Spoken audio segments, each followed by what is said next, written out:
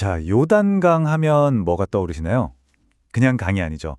수천 년의 역사를 품고 흐르는 뭐랄까 신앙의 중심지 같은 곳입니다. 근데 말이죠. 이 강에서 있었던 가장 중요한 순간 바로 예수님의 세례가 정확히 어디서 이루어졌는지는 정말 오랫동안 뜨거운 논쟁거리였어요. 진짜 세례 장소 과연 어디일까요? 이 질문에 답을 찾으려면요. 수십 년 동안 이어진 꽤 흥미로운 경쟁을 한번 들여다봐야 합니다. 두 곳이 있었거든요. 서로 여기가 진짜다 하고 주장하는 곳이요. 한 곳은 매년 수많은 사람들이 찾는 아주 유명한 곳이었고, 다른 한 곳은 수십 년간 굳게 닫혀있던 정말 미스터리한 장소였습니다. 네, 바로 갈릴리 호수 남쪽에 있는 야르데니트, 그리고 사해 북쪽의 까스르엘 야후드입니다. 야르데니트는 수십 년 동안 공식 세례터로 알려져서 아주 유명했고요. 다른 한 곳인 까스르엘 야후드는 뭔가 역사의 중요한 증거를 품고 있었죠. 자, 오늘 바로 이 두 장소 사이의 진실을 한번 제대로 파헤쳐 보겠습니다. 자, 그럼 이 오랜 논쟁의 진실은 도대체 어디에 있었을까요? 정말 놀랍게도요. 그 해답은 수십 년 동안 군사 통제 구역이라 아무도 들어갈 수 없었던 바로 그곳에서 발견됐습니다. 가스르엘 야후드라는 곳이 위치가 정말 특이해요. 이스라엘하고 요르단 국경, 그야말로 최전선에 딱 자리 잡고 있거든요. 바로 이런 지정학적인 특수성 때문에 수십 년 동안 민간인은 아예 들어갈 수가 없는 그런 군사지역으로 남아 있었던 겁니다. 와, 이곳의 역사를 보면 정말 한편의 드라마 같아요. 원래 1967년 그 6.1 전쟁 전까지는 사람들이 많이 찾는 순례지였는데 전쟁이 터지면서 완전히 폐쇄된 군사구역이 되어버렸죠. 그리고 무려 40년이 훌쩍 지난 2011년 마침내 다시 문을 열면서 오랫동안 잠자고 있던 비밀이 세상에 드러나기 시작한 겁니다. 자, 그럼 고고학자들이 이 오랜 논쟁을 어떻게 끝냈을까요? 힌트는요, 바로 땅속에 있었습니다. 아주 오래된 모자이크 안에 그 답이 숨겨져 있었죠.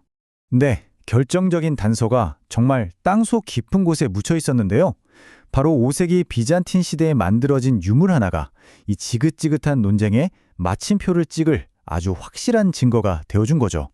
바로 이 모자이크. 이게 결정적인 증거였어요.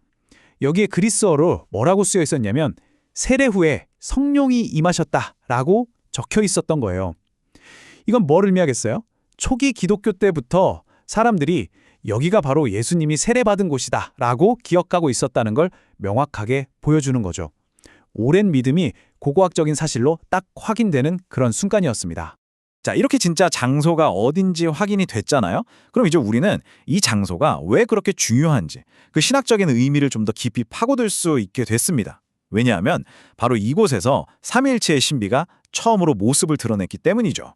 신학에서는 이 사건을 신현, 영어로는 테오파니라고 부르는데요. 이게 뭐냐면 신이 인간에게 직접 모습을 드러내는 현상을 말하는 거예요. 그러니까 예수님의 세례는 그냥 물로 몸을 씻는 그런 의식이 아니었던 거죠. 기독교 신앙의 핵심 진리가 온 세상에 짠 하고 선포된 정말 중요한 사건이었던 겁니다. 바로 이 순간 기독교의 핵심 교리인 삼위일체가 완벽하게 드러나는 장면이 펼쳐집니다. 한번 상상해 보세요. 물속에는 성자 예수님이 서 계시고 하늘에서는 성령이 비둘기 모양으로 내려오고 그리고 하늘에서는 이는 내 사랑하는 아들이다 하는 성부 하나님의 목소리가 울려 퍼지는 거죠. 성부, 성자, 성령이 한자리에서 동시에 나타난 유일한 사건이었기 때문에 이 장소가 정말 비교할 수 없을 만큼 중요한 의미를 갖는 겁니다. 그런데요, 이 요단강의 신성한 역사가 신약 시대에 와서 갑자기 시작된 게 아니에요. 사실 그 뿌리를 따라가 보면 구약 성경에 나오는 기적과 선지자들의 이야기 속으로 훨씬 더 깊이 들어가게 됩니다. 가장 대표적인 이야기가 바로 나아만 장군 이야기죠.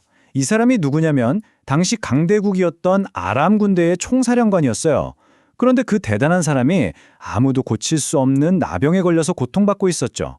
이 이야기는 요단강이 그냥 강이 아니라 치유와 겸손의 장소라는 걸 아주 잘 보여줍니다.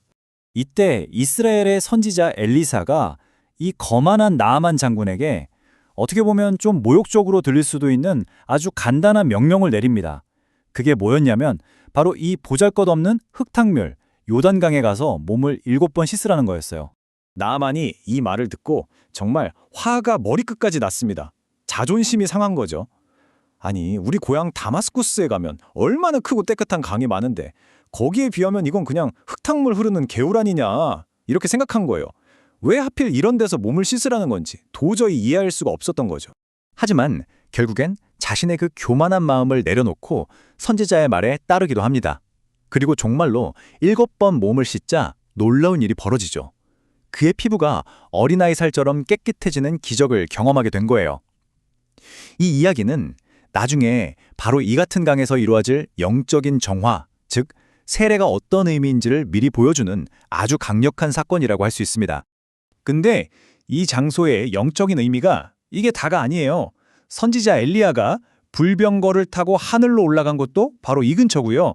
강 건너편에는 세례 요한이 활동했던 베다니, 가난한 자들의 집이라는 뜻을 가진 곳이 있습니다. 지금도 강물은 흙탕물이지만 이곳이 가진 영적인 맑음은 예나 지금이나 변함이 없는 거죠. 자, 그렇다면 오늘날 우리에게 요단강을 건넌다는 건 어떤 의미일까요? 이 오래된 강은 지금을 살아가는 우리에게도 여전히 아주 강력한 영적인 상징으로 남아 있습니다. 보통 요단강 건넜다는 말을 하잖아요. 이게 이제 성경 속 이야기를 넘어서서 우리 모두의 경험을 상징하는 말이 됐어요. 아주 고통스러운 광야 같은 시간을 지나서 마침내 약속의 땅으로 들어가는 그 여정. 다시 말해서 죽을 만큼 힘든 고난을 이겨내고 새로운 생명, 새로운 희망을 향해서 나아간다는 아주 강력한 의미를 담고 있는 거죠. 지금 이곳은 전 세계에서 오는 순례자들에게 활짝 열려 있습니다. 혹시라도 직접 이 영적인 여정을 한번 떠나보고 싶다 하시는 분들은 계절에 따라 운영 시간이 좀 다르니까요. 가시기 전에 꼭 한번 확인해 보시는 게 좋겠습니다. 자, 오늘 이 모든 이야기를 듣고 나니 한 가지 질문이 떠오르네요. 고난을 넘어서 새로운 시작으로 나아가는 그 여정의 상징, 요단강. 여러분의 인생에서 지금 건너야 할 혹은 이미 건너온 요단강은 과연 무엇인가요? 이 질문에 대한 답을 한번 곰곰이 생각해 보는 것, 어쩌면 그게 바로 우리 각자의 순례가 아닐까 싶습니다.